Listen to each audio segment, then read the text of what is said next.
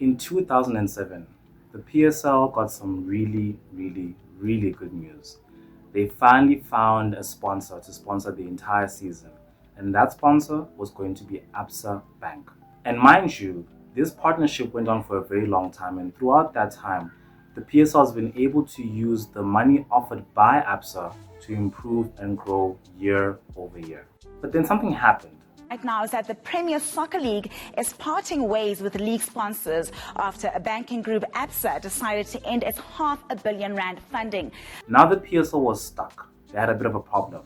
They needed a new sponsor. At some point, DSTV came along and said, we can actually do this. Fortunately, that partnership didn't last that long. And then a different company, a company that had actually been getting a lot more attention, has been growing a lot quicker, a company that's actually foreign, an online betting platform called Betway came along to the scene and said, we can definitely do the sponsorship.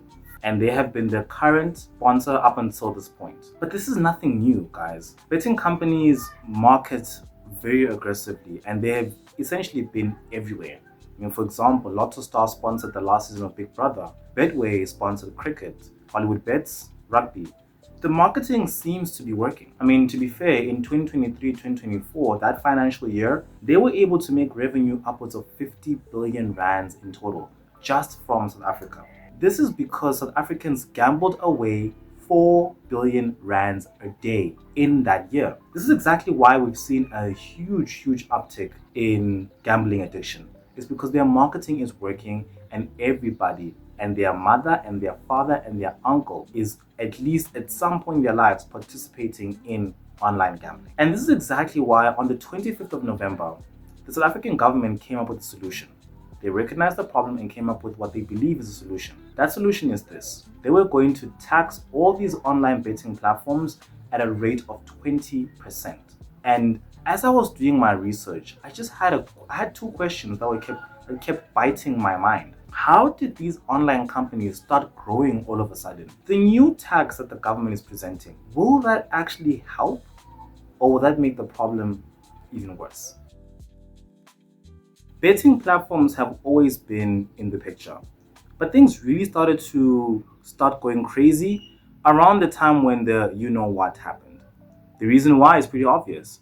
Everyone was forced to be inside, not do anything, not get active.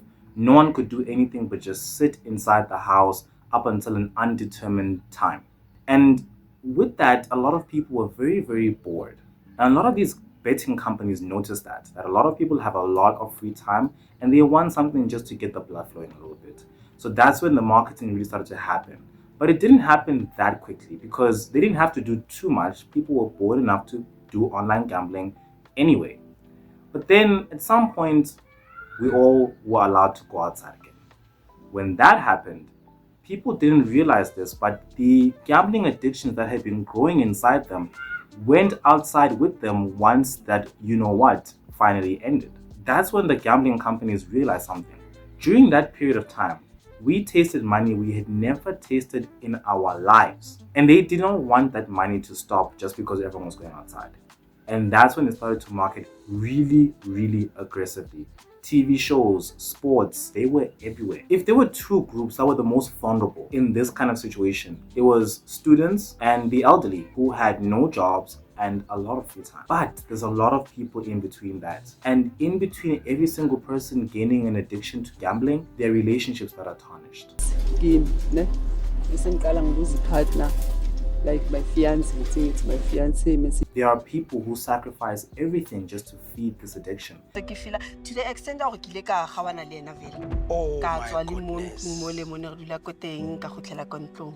it's a real serious problem. Okay, fine. I think you've understood my point. Now let's get to the solutions. What did the government do about this? Well, the government started to notice this and they had to do something. That's why they proposed a 20% tax. But let's talk about that tax for a little bit, just to see if it will actually work and where the government was going when they came up with that solution. The idea behind this tax was simple. One, another cash injection into the economy. And in theory, that money is supposed to be used to further improve the economy. However, there's another benefit that they thought they could get at with the tax. They thought that with the tax, they would essentially discourage these companies from marketing so aggressively by lessening the capital that they use for their marketing. Because now 20% of everything that you guys make needs to be paid to the government. But there's a bit of a catch. This solution could backfire. And here's how. The betting companies already pay taxes. They pay between 6 to 8% in taxes. This 20% is in addition to the taxes that they're already paying. So worst comes to worst, these guys are going to be paying 30% in taxes every single year. And the reason why this could backfire is because it might discourage a lot of these companies to leave the country. Now, some of you guys might be saying, well, good riddance. Well, the problem with that is the fact that these betting companies already offer jobs as is. So when they leave, they're going to be leaving with the jobs that they came along with. That's the risk with that. But on top of that, even here back home, a lot of people don't really like this idea. Treasury says the duty is meant to address the social cost that the gambler imposes on others when partaking in the exponentially popular activity. But others believe it's simply about the 10 billion rand that the levy could add to the fiscus annually. It's absolutely shocking in my view and unnecessary. One of the reasons why is because there's a much better way to solve this problem.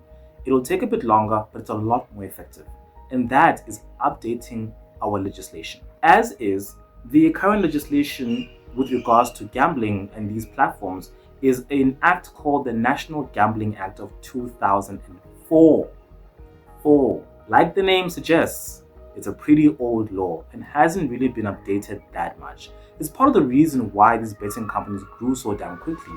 They were able to take advantage of a lot of legal loopholes because the law is not up to date. Now, guys, 2004, that was back when casinos were still the best way people used to gamble. Addiction is a disease. It's one that completely ruins people and swallows up their lives and chews them and spits them out. The reason why I made this video is because I wanted to draw attention to the fact that there's a problem that we're having right now. A lot of people are bored. A lot of people are unemployed. Because of unemployment, a lot of people have a lot of free time, especially the youth. And that's why they're the biggest target market for these online betting platforms.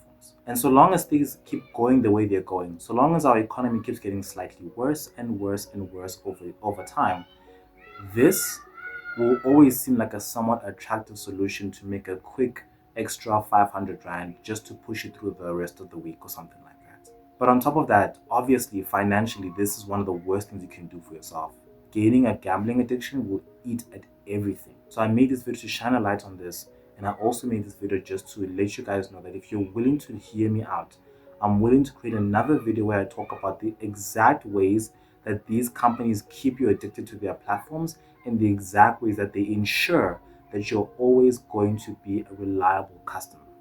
How to get out of those kinds of loops that they put you in and what we can do individually. I'd love to get into all of that in another video, but it only depends on if this video actually succeeds.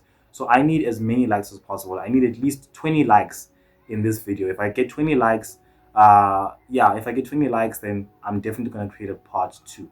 But other than that, I'll see you in the next one.